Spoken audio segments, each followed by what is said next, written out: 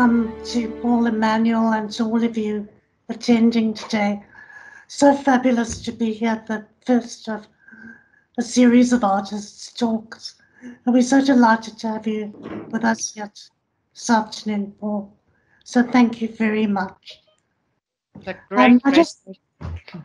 think that most of you know Paul Emmanuel, which is why you're here. So I'm just going to give a very short introduction about him. I've actually known Paul, I realise now, for 30 years. I've known Paul since he studied for a Bachelor of Fine Art at Wits, where I was in the art history department. And he graduated at Wits in 1993. I don't want to go into all the details of his incredibly long and illustrious career, but I just want to draw your attention to some recent things which I think are interesting and relevant to probably what you're going to talk about. You will probably all know that his very important and large exhibition, Men and Monuments, is up at the Wits Art Museum at the moment. And when the museum is open, if you haven't already seen it a few times, I suggest you go and do so again. The focus is on the work surrounding this extraordinary Lost Men project, which has gone through some fascinating iterations, and the first of which was in Grahamstown, and I was lucky to see it there in 2004. He'll be exhibiting again another show, Substance of Shadows, here with us at the University of Johannesburg in 2021 at the UJ Art Gallery, which will be fantastic. And I learned that he has a further connection with UJ that's coming up. Paul has a fellowship with GIAS, that's the Johannesburg Institute of Advanced Studies, which is at UJ. And he'll be taking that up early next year. And he'll maybe be making a video work, Rising, Falling, for that initiative, rather than doing a piece of writing. So it's very exciting to see what comes out of that. So, I mean, fabulous things that are happening around us that we can look forward to going beyond today. Paul has apparently indicated that he welcomes interruptions. So normally I say to people, speak for about 40 to 45 minutes, and then we'll ask questions.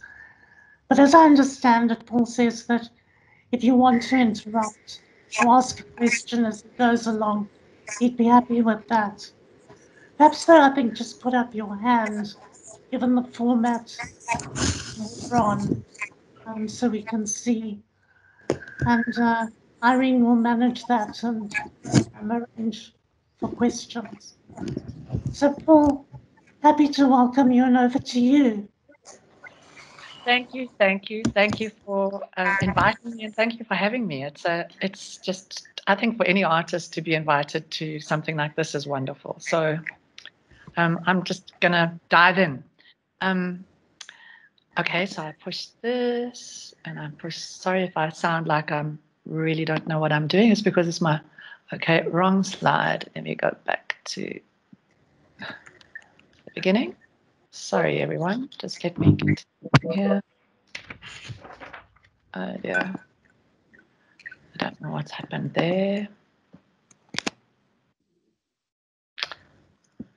Slide number 1. Play from start. Okay. Somehow you have disappeared. Let me start again. Sorry, guys. Here we go. Right. Can you see me? Can you see my presentation? Yep. Right. Yes. I think that's 1. Okay. So this first image is of the interior of Wits Art Museum. The show is up at the moment. It opened like 2 weeks before the lockdown started, and that was it. it was really disastrous, I think, for any artist who had shows up at that time. But what I've got here is a few images of what the show looks like inside, and what you're seeing are these very faded, very torn images on silk or voile, silk organza or a voile organza, and they've been hung up inside this sort of cathedral-like space that WAM is, which is one of the reasons why I really enjoyed hanging the show there, because of the lighting is this sort of very white cube space, and the pristine sort of lighting shows up the images quite well, I think. These banners that you see are the remains of 3 installations that I've done in the past, all part of one project called The Lost Men. And I'm going to just play this little video for you. Those very pink banners you see are from The Lost Men Mozambique. The very large, torn and faded ones are from The Lost Men France. And they are also the molds of my body on the floor on those crates. There are also photographs and etchings in this show. The Lost Men is Men and Monuments is actually a retrospective of all of these 3 last installations that have gone up on battlefields. I put up an outdoor installation on a specific site, and when a viewer approaches the installation it's outdoors, you just see these images of a white male body with names that look almost like tattoos on the skin. And if you possibly, look a little further and find out a bit more about what you're seeing, you will find that those names on my skin are the names of men who have died in battles on those sites. So, for instance, there was the Lost Men Grahamstown, which is along here. Actually, I'm going to jump around a bit. Why not? Wait a minute. See if I can get to the first, it's obviously a lot further on. The Lost Men Grahamstown was my first installation that I'd put up on Monument Hill, very close to the settlers' memorial and monuments. I must try and get to the front to that so that there it is. They look almost like washing lines, and I had actually used that sort of image before in earlier work, and the names that I've pressed into my skin are names that I've researched from the frontier wars, which took place, and I've just re-looked up the dates at 1779 to 1879, and I really struggled to find any names of Xhosa men who fell in those battles. I found the names of whites, British and Dutch soldiers from a compilation of military casualty lists, and had those pressed into my skin with lead type. It's the old way of printing, the way that we used to print type before. It's linotype that you would set in lead or in some kind of, it's actually an amalgam of different metals that's not so poisonous.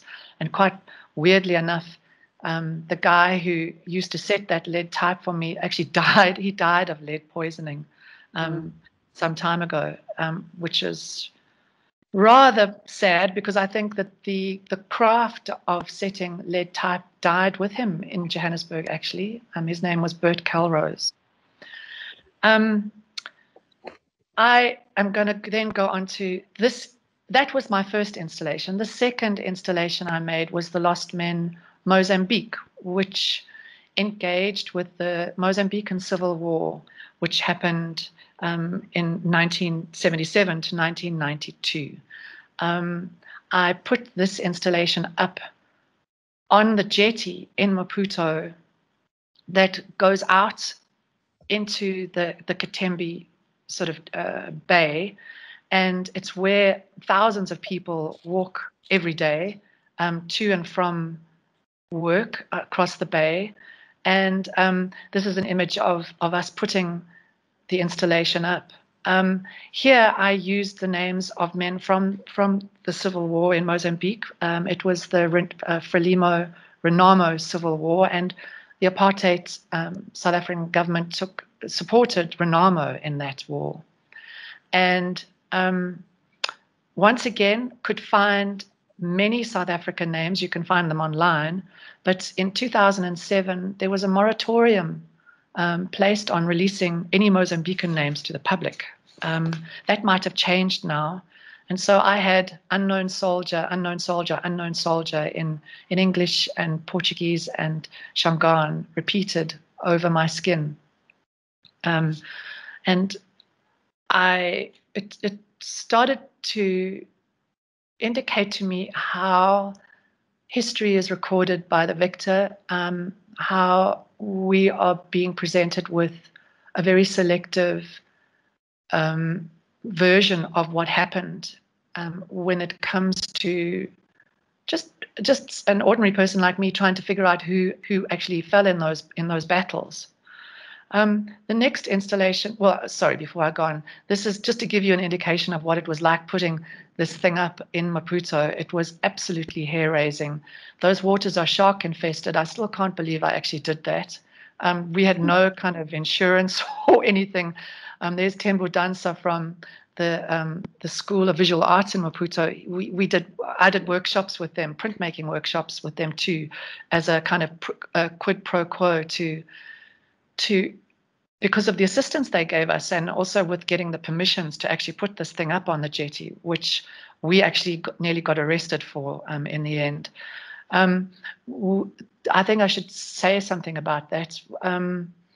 The installation was censored by the Mozambican police. This is an image of Les, my manager.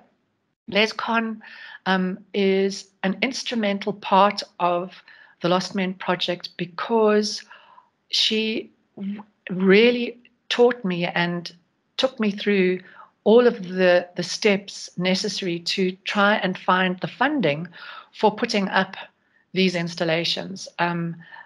She is incredibly well versed in the fundraising sort of requirements and criteria that different funding organizations like the National Arts Council, like there was it was a Swedish organization. It was Pro Helvetia also gave us money for putting up the installation in Mozambique. And also it was Les who negotiated with the policemen on the jetty when they told us to take the whole thing down, even though we'd had permission to put the thing up. They took offense to two of the images of my body, which were they were actually of my backside. There was nothing pornographic about the images. You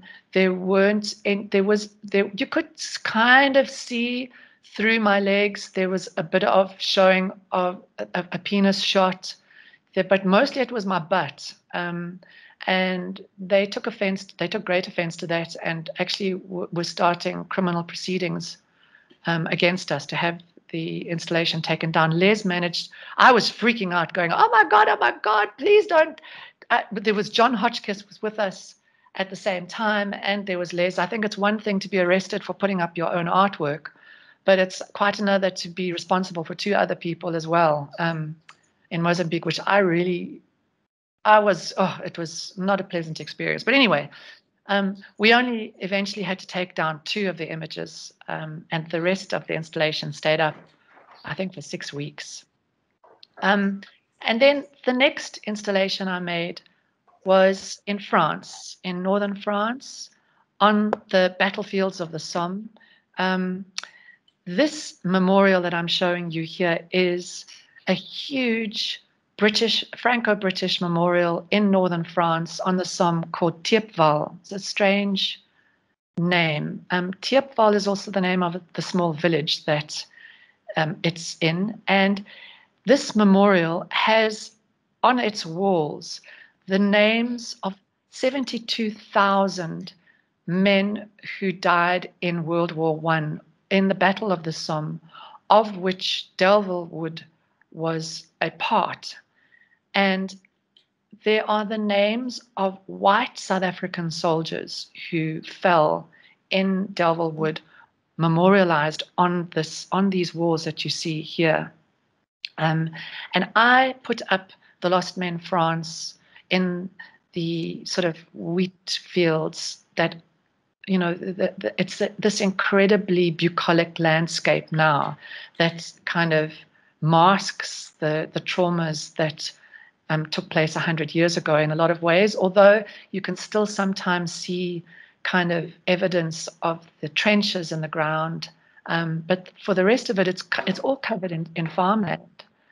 And there's this little road that's next to the monument, and I put up my installation there.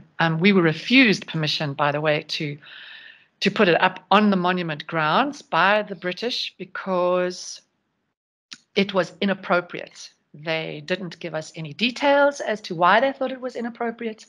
They just said it was inappropriate. And I think because the British Commonwealth War Graves Commission refused permission for us to put up the installation, I think that's the reason why the mayor, the French mayor of the village of Thiepval, actually gave us permission, because I think they like this sort of love-hate relationship between the British and the French, especially when it comes, I think, to the landscape of the Somme. It's quite interesting, actually. But we all thought that was very funny. Just some close-up shots of the installation as it looked when it went up. It certainly didn't look like this. So after 3 months, so it was July, August, and September, this is what some of the banners looked like when the wind and the rain and all of the dust and the debris from the plowing of the fields and the harvesting of the fields discolored the images to such a degree. And this is what you see hanging in WAM at the moment. They are these remnants of what the installations were like before. I'm going to tell you a little bit about, I suppose, I think Irene also mentioned to me that I should let you know how people responded to some of these things. When for Grahamstown, people were quite shocked to see a huge installation after I had been doing mostly small little etchings and lithographs. So it was quite a shock to people who had been following my work before. I wanted a lot of the inspiration for doing these installations comes from dreams. I keep a dream journal, and I used to get quite embarrassed about talking about the dreams, but because it just sounds so unintellectual and unsophisticated. But that's kind of where it starts for me. And there were lots and lots of strange reactions to the different installations as I went along. I'm also going to tell you a little bit more about the process of making the impressions on my body. This is an image of one of the molds that you see at WAM. That is an impression of my body lying in some plaster of Paris, and on the inside of the molds you've got these names that have been set, lining the inside. Sorry, I nearly knocked over my computer. Lining the inside of the mold. And here is a little video of the process that I think illustrates a lot more clearly how that actually happens. This is me in my studio with all my head shaved, because I shave all my hair off before I put myself into the molds and before I get photographed. Those are the plastic letters. They are sharp as hell and they hurt like hell when I lie on those molds. And some of them actually they don't really cut the skin, although there was one instance where that happened. But you go kind of numb after lying in the mold for half an hour, which is not so easy. I'm a bit claustrophobic, so I was goofed most of the time on on tranquilizers so that I didn't move. This is me going into the mold. So we had made the mold around my body beforehand, lined the inside of the mold with the names, and then I went back in, and that's Charles Fraser, the photographer I was working with at the time, putting the weights on top of me to really squash me into that mold, and that's where I lay for half an hour to get a really good impression. And I just kind of relaxed like that for a while until you go completely numb, and you don't feel it anymore after a while. And then it's when you come out of that mold that hurts. It's my sort of masochistic tendencies coming through, I suppose. Anyway, and that's me getting out and quickly running into position, which we'd figured out beforehand. And then the shot is taken. And that's kind of what you're left with. The image, there's no ink or anything used. It's just blind embossing into the skin. And that is the photograph that gets printed onto the silk. This is just to give you an idea of the madness of digging holes and working with these fantastic farmer boy Frenchmen who understand absolutely zero English. And I had to communicate everything in my ridiculous, terrible French. But they kind of tolerated. They just thought I was completely out of my mind anyway, and just this crazy South African artist wanting to put up this stuff on the battlefields. But it worked. That's just an image of me when I was just all of me in that mold. Oh, that was the worst. That was the worst part. I could not move, and I just tried to pass out. Actually, this is another image of my scalp with the names pressed into the skin. So the big deal with doing research for these names for World War I is 100 years ago, Black South African soldiers who took part and fought with the Allies, with the South African forces. We all of us wore British uniforms. Black South African men were not allowed to carry weapons. White South African men were. And the Black South Africans were not allowed to interact with people on the Somme when they were in France. They were very much treated as slave labor. They were used to carry supplies to the front lines. And when I was doing research to find the names of these men, everybody's names are recorded on the British Commonwealth War Graves Commission website, which you can find online, and it's quite comprehensive. But the Black South Africans are in a different place. They're in Arc le Bataille, which is a small British ceremony away from Thiepval. There's nothing on the Thiepval Memorial. However, on the Delville Wood grounds, recently, in fact, in 2014, President Jacob Zuma opened this new memorial wall that has been put up in Delville Wood, which commemorates all of the names. It's a very recent development, and Delville Wood is a very, very interesting and complex monument and memorial, which I haven't really got any images here of that, but we were refused point blank permission to put anything up in Delville Wood. It's also managed by the British Commonwealth War Graves Commission. And I'm actually quite glad that that's what happened, because I think it was more powerful putting it up next to the British, Franco-British Memorial. This is an image of me, of course, the selfie moment, but I was freezing my backside off while all of these guys are just quite happily running around on the Somme doing their concrete mixing. It was so exciting and fantastic working with these guys. I've never, ever done anything like that. I mean, pouring concrete, I ask you.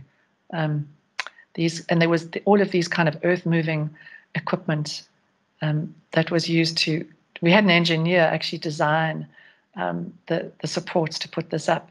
It was great fun. There's some images of the banners on the floor, all pristine and nice, of course, and they certainly didn't stay that way.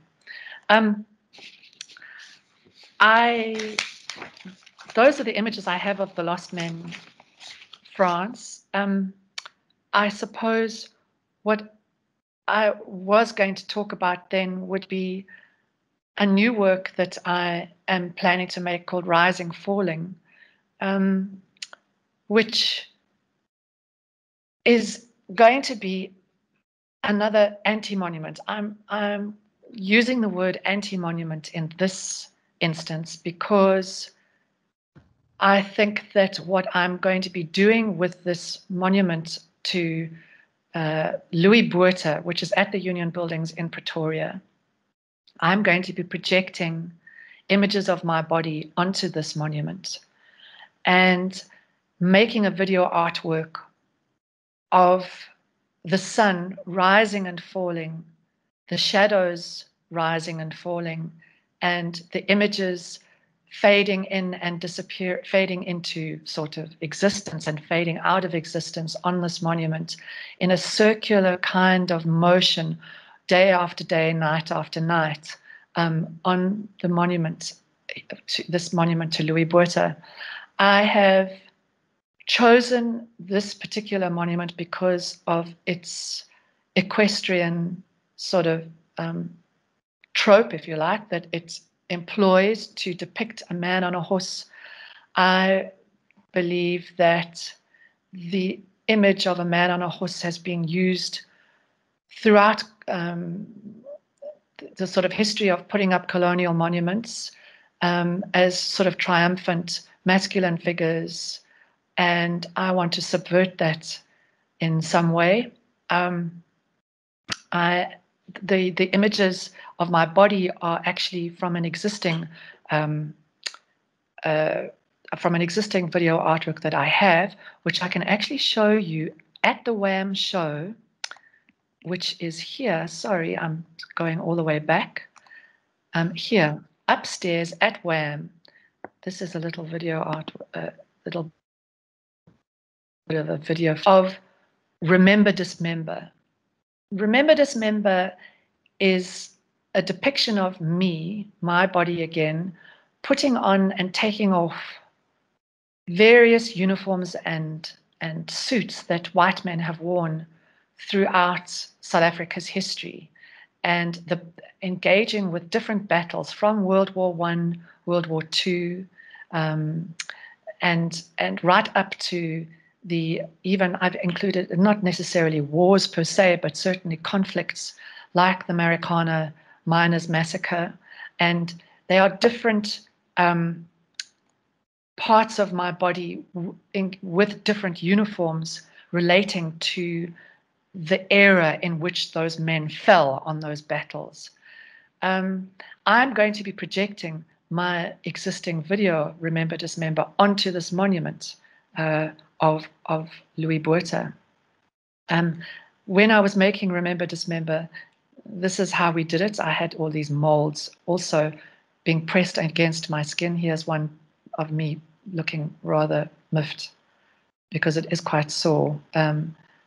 Just pushing it against this ridiculous image of me. But that's what we did. You know, we had me lying on the mold and then sandbags put on top of me to really squash me into the mold. We weren't using plaster of Paris here. I was using a more sophisticated kind of resin structure, which was semi-successful. I think the plaster of Paris was actually better. But anyway, so back to Remember, Dismember, which is all the way down here. These are some of the images that I will be projecting onto old Louis Botha. I think there are actually 3 monuments to Louis Botha that I know. One at the Union Buildings in Pretoria, the other one at the Parliament in Cape Town, and there is another one in Durban. I can't remember exactly where. The Louis Botha monuments have been defaced by the EFF quite recently, and Louis Botha presided over the implementation of the 1913 Natives Land Act. And the issue of land is such an emotive and important topic for South Africa at the moment. We are still going through the issue of land and land ownership 100 years later. And I want to engage with that, with this monument. It occupies center stage at the Union Buildings in Pretoria. And it is quite astounding to see a monument like this today in Gauteng, in Pretoria. The statue of Madiba is further up towards the Union Buildings, and you walk down towards Louis Botha at the bottom of the estate, or sort of the grounds that you know the Union Buildings is on.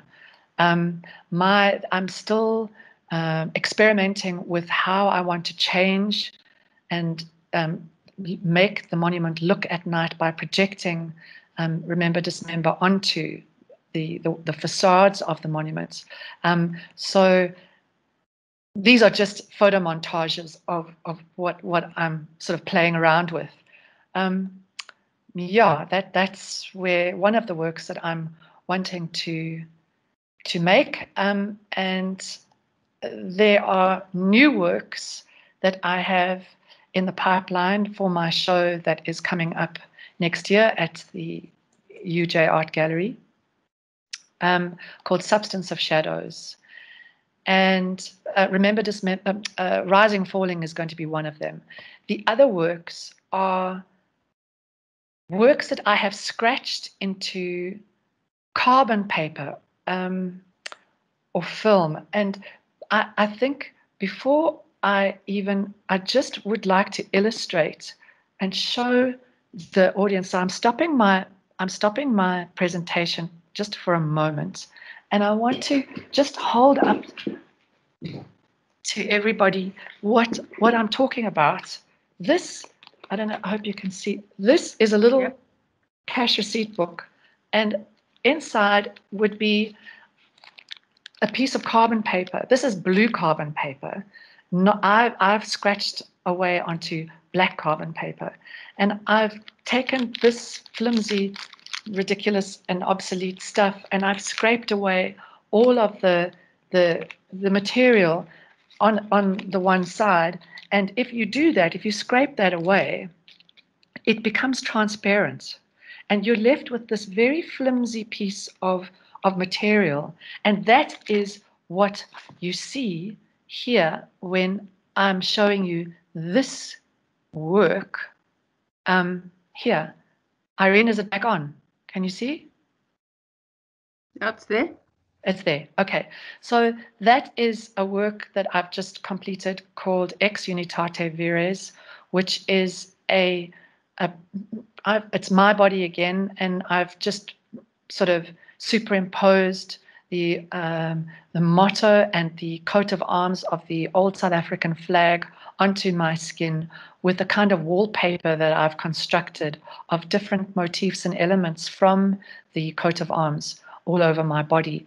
The sort of black dust that you see at the bottom here is all every day when I scrape away the carbon, I collect the dust, and that will become part of the work.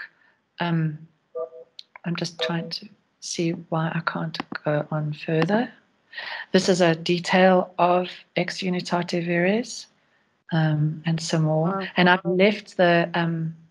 just left the part of it blank, and called it finished.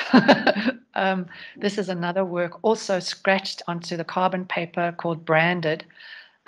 My head, shaven head, front and back, superimposed with also a wallpaper made up of different motifs from World War I insignia and medals that has been combined with a Louis Vuitton wallpaper. I like the idea of combining the branding of corporate images and corporate insignia with something that would have come from the war and given a man status. I'm fascinated by the different symbols that we adopt for ourselves, even through fashion, to give ourselves status and value. And on the right is the back of my head with a wallpaper with symbols taken from my father's school jacket. My father went to a Marist Brothers Catholic school, and I've sort of used those two references for making those works. This is how I envisage Branded to be shown inside a vitrine with the dust collected at the bottom for the space. And this is just a close-up of the scratched parts of the carbon paper. This is a work called Rough Collar, also scratched out of carbon paper, and instead of making a drawing, I've actually gathered the carbon paper into a kind of lace and created this collar, this sort of 18th century European ruff, and also incorporated parts of the mantling that was used for the old South African insignia on the what do you call it? The sort of mantling that was used in the coat of arms, and including all of the dust that came from scratching away that. This is some of the details that you can see of Rough Collar. That's a front view. Also to be presented in a vitrine. Just some other. Then a large work that I've completed a few days before my mom passed away, a very personal work, but for me also engaging with themes and ideas that are a bit more universal. This is a replica of my mother's wedding veil. My mom passed away when she was 86, 4 years ago, of Alzheimer's disease. And I found myself desperately trying to hold on and keep fresh in my mind memories from her past and as well as my past as her personality disappeared. I don't know if everybody's very familiar with how Alzheimer's works, but it is an extraordinarily difficult experience for the family and people around the person suffering from Alzheimer's. And it can be also at times, not all the time, but at times really difficult for the person who's undergoing the change. As the brain cells die, different aspects of your memory and your personality disappear literally before your eyes.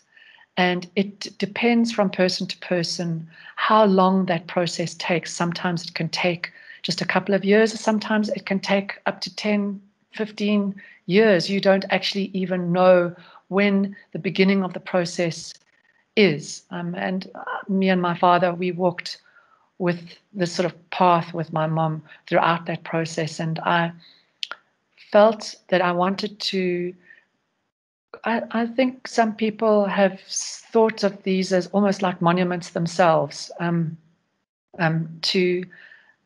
This was to my mom, and these are just some of the details of the veil.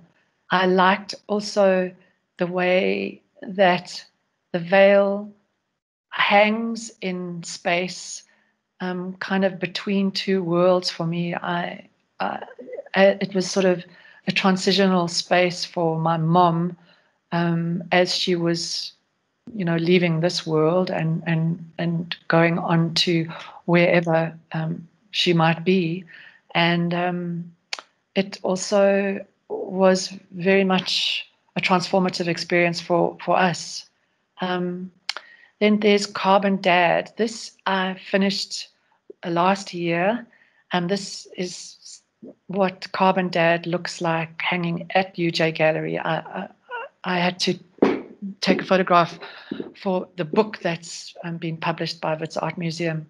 And this is an image of my father when he was 92. He actually agreed to let me photograph him naked.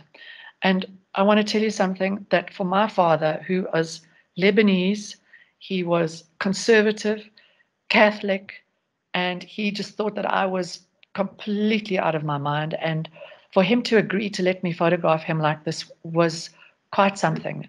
He he didn't agree straight away. He kind of let me. I had to say to him, Dad, I wouldn't I wouldn't ask you to do anything that I haven't already done to myself. But I suppose it's little comfort to him really, because I've kind of exposed myself in ways that most men wouldn't dare. But he agreed eventually, and I spent a year scraping away this huge piece of carbon paper.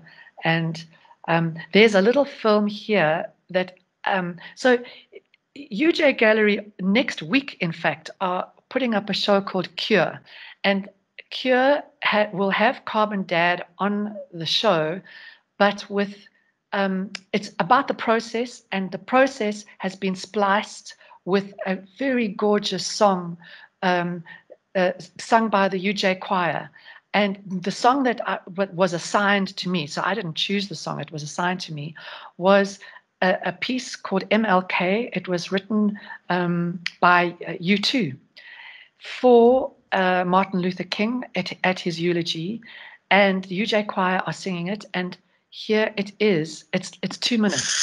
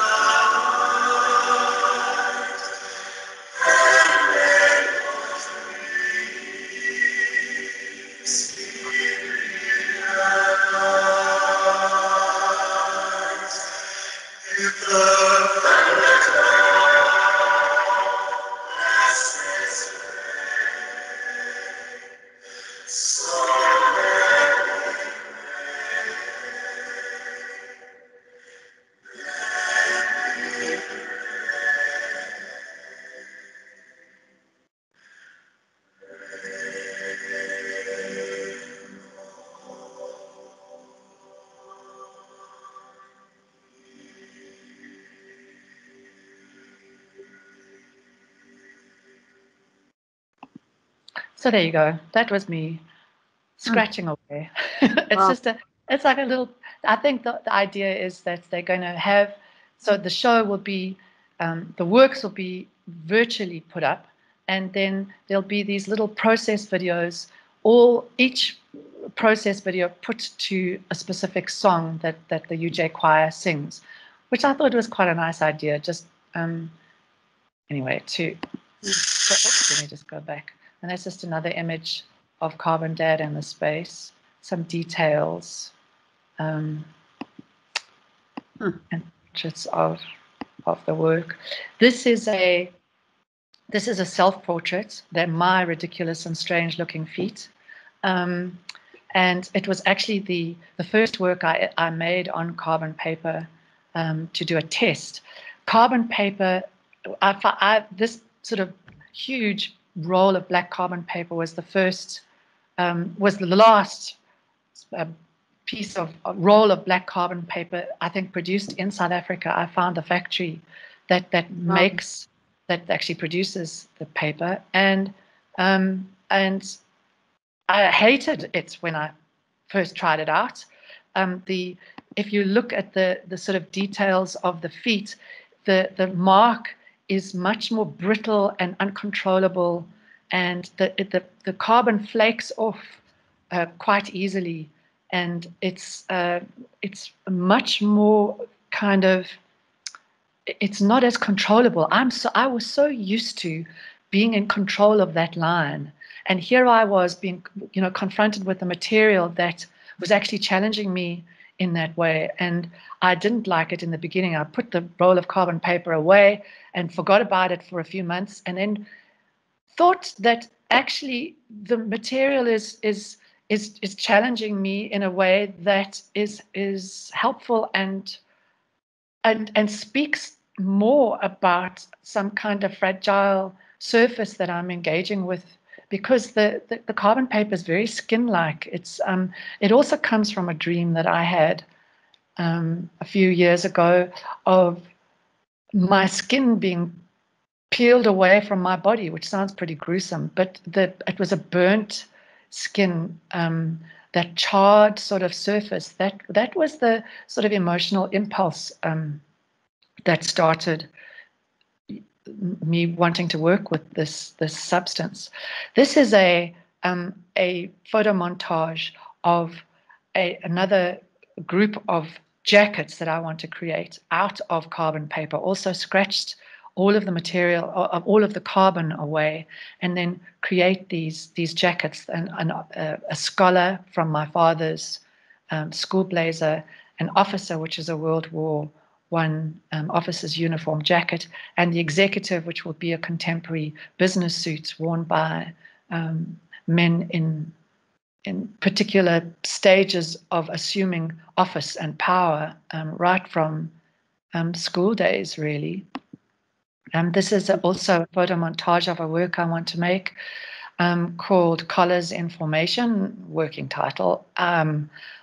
Collars sort of in this vitrine, sort of with more of the carbon still intact on the top row, with less of it at the bottom, and slightly different design, but almost identical.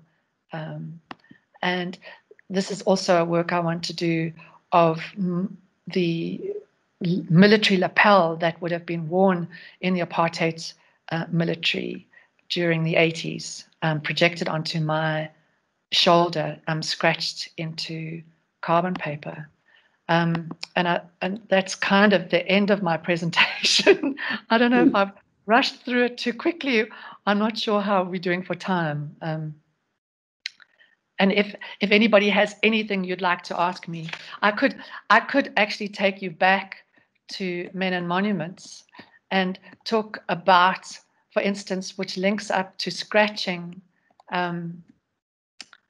The idea of scratching into photographic paper is what I have at Men and Monuments at WAM, which I'll show you here, these drawings, which I haven't showed you yet. Here we go.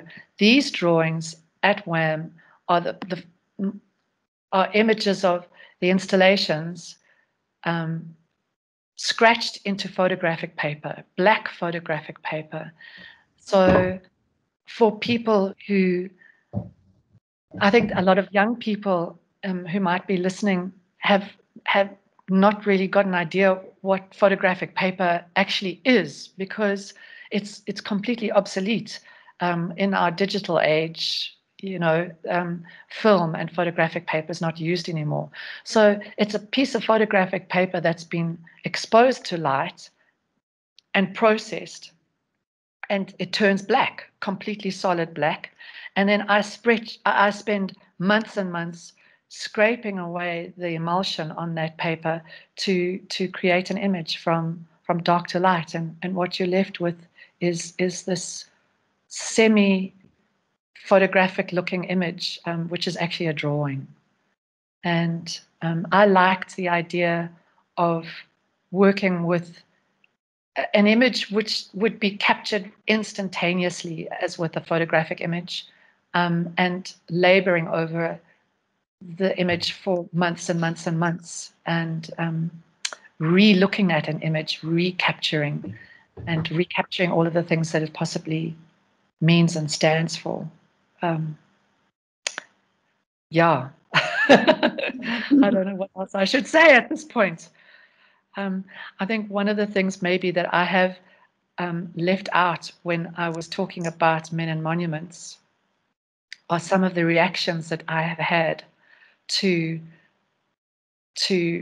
well, particularly with the ones from France, which I wanted to tell you about.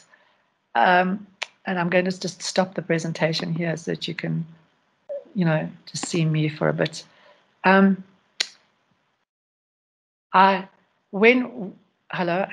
can you guys see me? Yeah, you can see. Yes, The one thing I thought I really wanted to tell you about was some of the reactions I had to putting the installation up in France. And when it went up, so the thing that really struck me was how sensitive the ground is in Thiepval, where that huge memorial is. And it is incredibly sensitive to a lot of British people in particular. And one of the sort of reactions I got from somebody was an email, and I'm just going to, it's a short paragraph. He says, "My views. I think that this ridiculous piece of unexpurgated garbage," I didn't even know what unexpurgated meant, "is an insult to all those who fought, suffered, and died in this historic area. The whole appalling mess is a blight on the landscape and relates in no way, shape, or form to what happened here in the Great War. I am amazed that permission has been granted for this eyesore, which does nothing to further the understanding of the human element of the conflict. What horrifies me even more is that it is plonked on the green lane to the Leipzig Redoubt, and hopefully the weather or our French art lover friends will ensure that it does not stay here for very long. I do not condone vandalism in any shape or form, but I am willing to make an exception in this case." Ooh. I got that. That was one of the reactions. And I got another one that says, "I would very much like to know who gave permission for this to be erected here, as whoever it was has obviously no understanding of the significance of this location or empathy with the events which happened here by allowing such an inappropriate monstrosity to besmirch this landscape." I mean, I laugh about it now, but when I got those, it was quite horrible. We had no insurance, and I worried that it was actually going to be taken quite seriously and people were going to tear it down, but it never happened. And people were actually really sweet. But yeah. Can I ask a question? Yes. I will first just to say these are the most evocative, haunting, fabulous pieces, and just so moving, and so moved. They make one think of one's ancestors. I thought of my mother, my father in the Second World War, my grandfather in the Boer War. And I think everyone brings, how can you not bring a that you know your personal and collective family experience to it. But my question is, how do you select? I mean, there are thousands and thousands and thousands of battle sites you could choose, or sites of conflict. What kinds attract you for Okay, this? so what you're seeing here is the the result of so many forces that come into play when I was doing this and still am doing this project. I researched South Africa's involvement in Angola. I researched South Africa's involvement in the Second World War. There was even in Northern Ireland, I had made a proposal to put up something in Northern Ireland because I mean the you know we were, first of all, it had to be a site, any site that South Africa was directly involved in. So there were those, and there were lots of failures. There are quite, that one in Northern Ireland, I wanted to put it up at Stormont, which is the Parliament building. Oh, wow. Would have been absolutely amazing. But it fell to pieces because no funding, and there's a festival that takes place in Belfast that would have hosted the first of all the installation and of course given us the funding to put it up. But it just fell to pieces and it never happened. And they would have shot your kneecaps off anyway. So just as well. Well, yeah, exactly. But I must also, so there was that. The World War I centenary, it was fortuitous that it came up. And so I could put a proposal forward to the French government, get buy-in from the South African government because we paid for it with private money. Those drawings that you see hanging in the museum at WAM paid for half of the costs of putting it up. I sold those drawings off plan. It's such a pyramid scheme. We sold drawings. We sold the drawings off plan. So the buyers and investors gave us the money up front. They knew kind of what they were going to get, but we got the money first, put that into the kitty, and then with funding from National Arts Council and the French government, from Institut Français and the Mission du Centenaire, which was an organization that was put up to host projects from all around the world for the centenary. So it's a little bit like, I want to subvert everything that your government stands for, all of the narratives that you guys are sort of expounding for the centenary, and I want you to pay for it. You know what I mean? It's a very delicate political line that we had to travel to actually get the thing put up. It's quite a mad process, and all of those things, if they came together, and that was it. And that's the result of the 3 installations I've managed to do. However, it was really important that I did another one in Africa, not just suddenly jump overseas and do something, in Europe or the United States or wherever. We felt that it was quite important to do something on the continent of Africa. And the other thing is that they never get shown again. So it's a once-off event. Yeah. Having the museum show is lovely, but it's a kind of an exhibition of an exhibition that's happened before. It's a relook, you know what I mean? That's kind of what you're seeing here. It's just what we've managed to do with the resources that we've had and not be turned down. I'm just trying to think of other things that, and so the first one, Grahamstown, happened because it was on the 10th anniversary of South Africa's democracy. There was a nice synergy that happened with putting it up then in 2004 and engaging with a specific or series of battles that took place in the area. Mozambique, Maputo, was a slightly different animal because, and in so many different ways. First of all, you had an art audience that was used to looking at art in Grahamstown, Maputo was public place. Joe Soap from just going to work and not an art audience in any kind of way, just walking on that jetty, looking at a bunch of naked white men flapping in the wind, was a very different context, because I'm kind of reinvading that sort of area again and putting up something that in quite a sensitive space, which is very different to what happened in Grahamstown. And the result of that is we got censored. That is the reality of how the installation was engaged with by the people and the officials. I don't know how much of that was genuine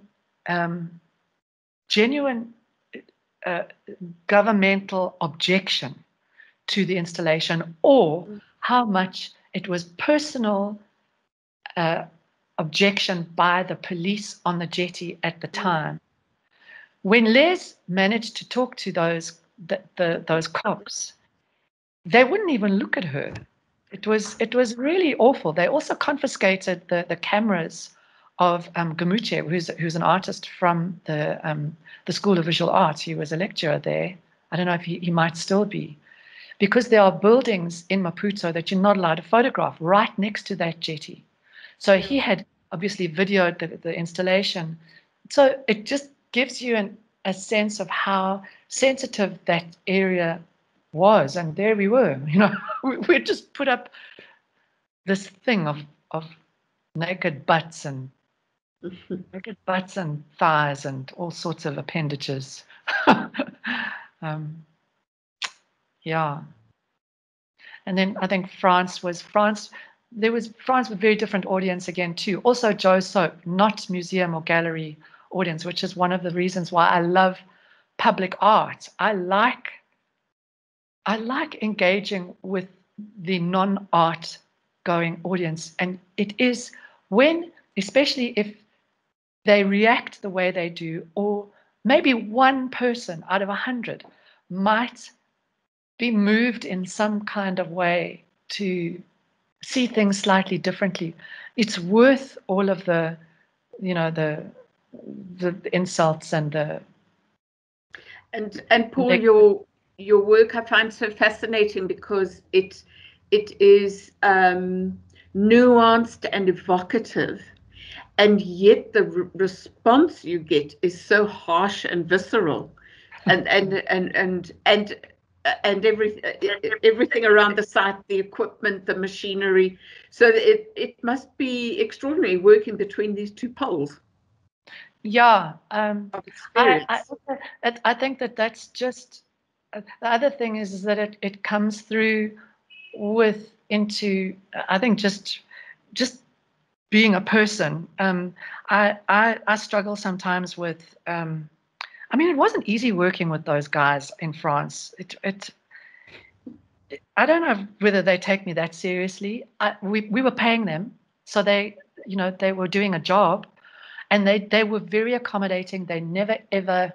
I mean, I got teased a bit, not by them, by other people at the memorial. There's a shop and there's a whole kind of audience, and there are lots of school kids. There are lots of school kids and young people that come to those places, and they do school tours. They do lots of pilgrimages around the memorial sites, the battlefields, the monuments. And if I was there, etc., I know when I'm being, I've had to deal with bullying my whole life. So you get to know how to deal with people taking the piss out of you when especially if it's only half-hearted. It's not really sort of concealed in any way. But that's the kind of there's a lot of conservatism. There's lots of conservatism in that context. It's not all sort of hunky dory. Thank you for sharing the sort of personal aspects of all of this so generously with us. It's a pleasure. It's a great honor to be given the platform to do this. My thoughts and my feelings about what I do. Yeah, I don't know what else we should say. I'd love some questions if people have them, or comments from the group. Would be very welcome. I just want to say thanks, Paul. That was fabulous. It's a pleasure, Kim. Great to see you in your work again. Lovely to keep getting a richer insight into what you're doing. Beautiful work. Yeah. Thank you. Thank you. Thank you. Thank you. It's a great pleasure. Very much, Paul. I'd also like to echo what Kim said. And I absolutely have to talk to you about your Louis Botha monument, because it's perfect for my conference next year.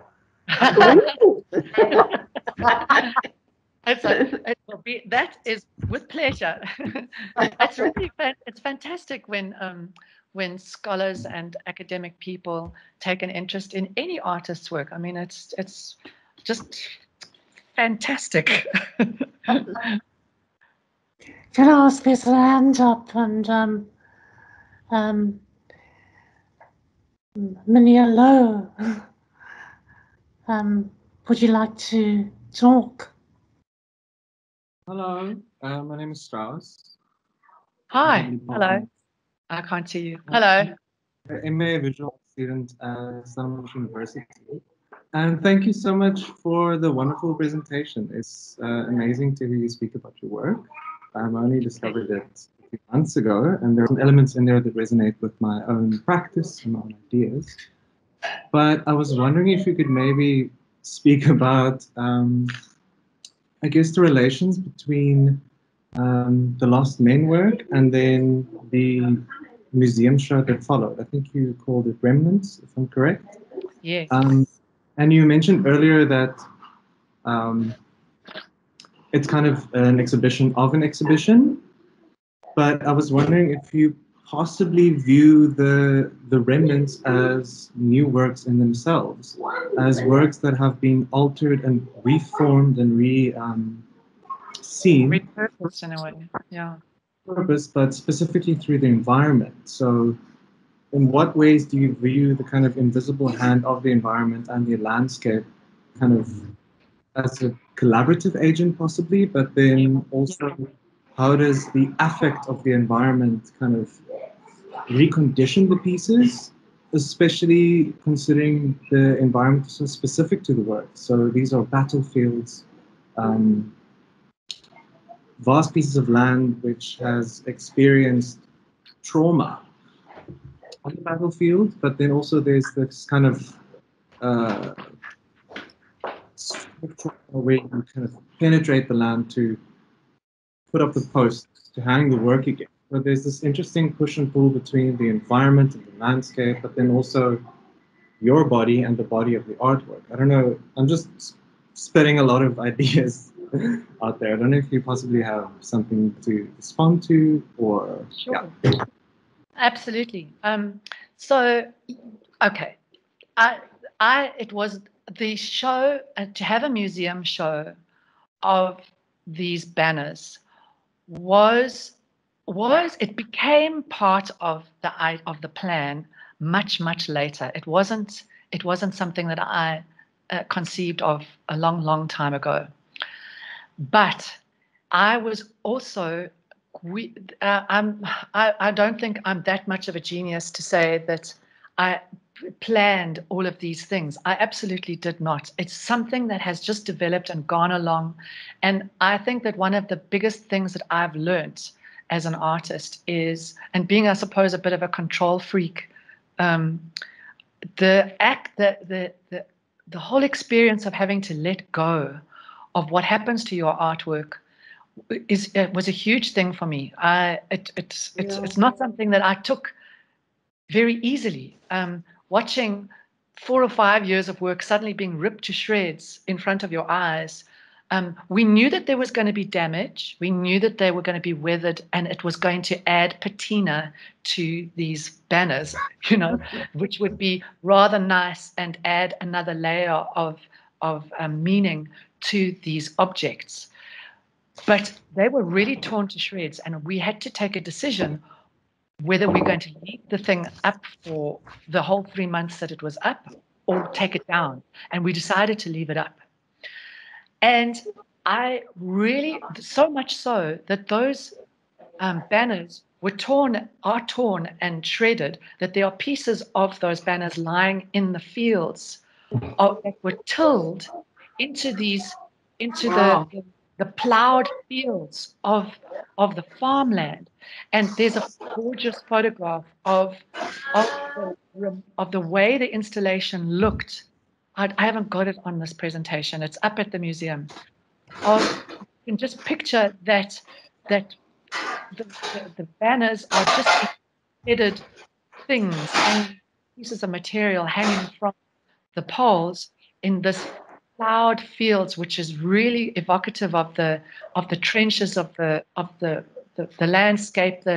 Also, those fields might be planted with wheat, but they are still churning up bones and remains of human bodies in today. So what you're seeing hanging in the museum at WAM is really, for me, a new object, exactly as you've said. And I've actually given them titles. They have titles. I even call the molds that are resting on those crates, even though they are kind of intermediary sort of objects that were used for the creation of the banners. For me, they become objects and artworks themselves, and I've actually given them titles, very simple titles. They are titles, Remnants 1 of the Lost. So absolutely, yes. I loved the way that the silk, it was also the first time I could use genuine silk. We had budget for real silk. Before we couldn't use proper silk. That fragility of the silk and the skin is something that was really important, and that comes through a lot because they've been torn literally to shreds. And I like the idea of presenting a male body that is a fragile thing. And I think Pam Alara mentioned, as long as masculinity is defined by violence, vulnerability is always going to be seen at odds with that kind of perception of what it means to be a man. Sorts of things are really important for me.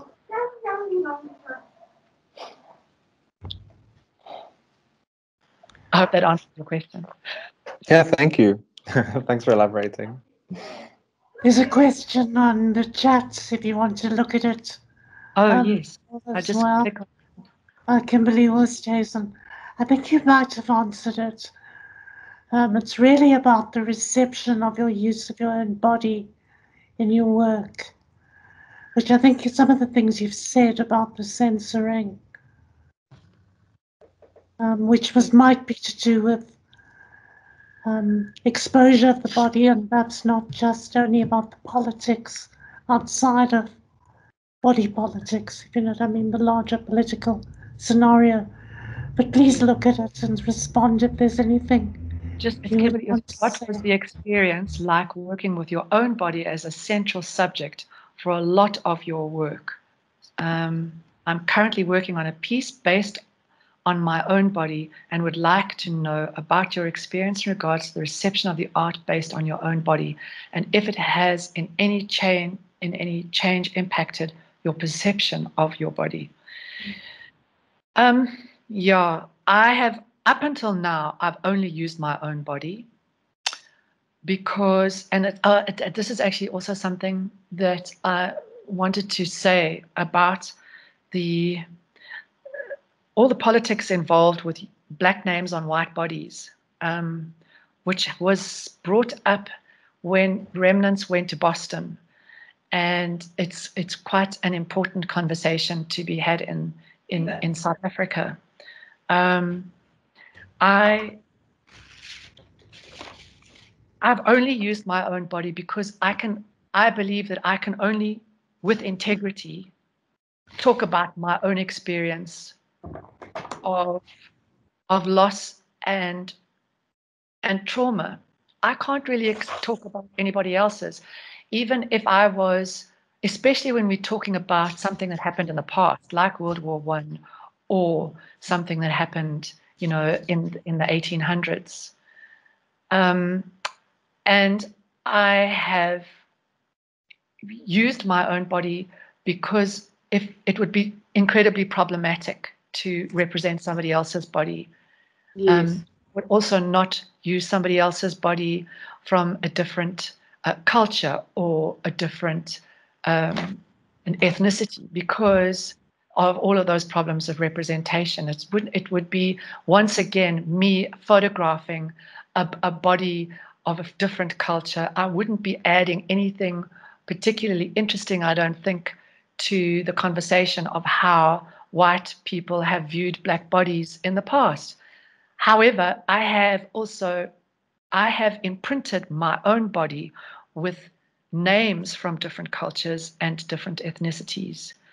And I have to do that, I believe, because I cannot escape the sort of racist lens through which I am looking at history. It's not something that I can run away from. It's not something I can, I mean, I'm a little bit more comfortable about talking about it now, but I want to tell you, when I was being challenged, about it in the beginning, it was difficult because there is a sense of myself that I have, and I think we all, maybe, I can't say that.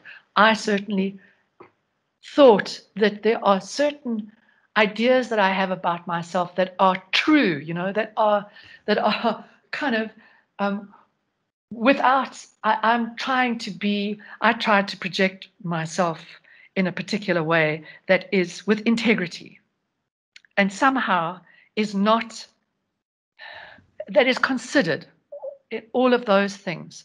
But one of the hardest things I've come to realize is that in talking about my relationships with those men that I have on my skin, it is just as problematic and just as difficult, and it is just as fraught with that racist view of looking at the past. And that is what I am. That is what I am. And I would be deleterious. I would be taking part in exactly the same problems that traditional memorials and monuments have done, by deleting anybody, by not including anybody. And I feel that in looking at the past, that was what I had to do, and with some integrity. However, I want to make one more installation. I want to make the Lost Men USA. And I want to put the names of men from a current conflict on my skin. And because that relationship, that power relationship between me and the new soldiers who are now fighting in the wars in the Middle East because of the connection with my father, I feel that I can depict their bodies too, because I will include my body with their body, and there will be a dialogue. You will see me in dialogue with those different bodies. The power relationship is slightly different. And they will be able to reject what I have to say. They will be able to refuse to partake. I couldn't do that with men from the past. And I feel that I can talk about Lebanese men's bodies and white American men's bodies, because it will be a different power relationship somehow. But that's my plan in the future. And also, we'll be talking about a current conflict that is going on right now in the Middle East that Lebanon is busy engaged in. So those are some of the issues around using my body. I hope I've answered Kimberly's question. but yeah, that's one of the reasons. The usage of my body is it's quite it's something I've had to think about really, really carefully.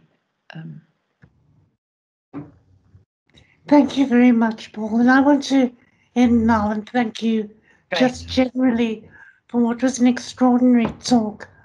I'm completely fascinated about the ways in which your works engage with memory and how we commemorate and remember, and the politics and confusions and difficulties of that process of remembrance. I'm fascinated by your use of metaphors. I'm struck, for example, how you use something like carbon as, on one level, something that might copy when you held up the piece of carbon paper, but on the other hand, something that can't be copied and that refers to carbon as dust. And I'm fascinated by your transgression of understandings of masculinity that consistently works through your work, your very powerful work. Thank you very much for sharing that with us today. It's a great pleasure. Thank you for having me. Thank you, Paul. And good luck. All right, so we're going to sign off. Yes. Thank you so much. Bye-bye. Bye. Thank you, Paul. Bye, Philippa. Ciao. Ciao. Bye, everyone. Thanks so much, Paul. Cheers.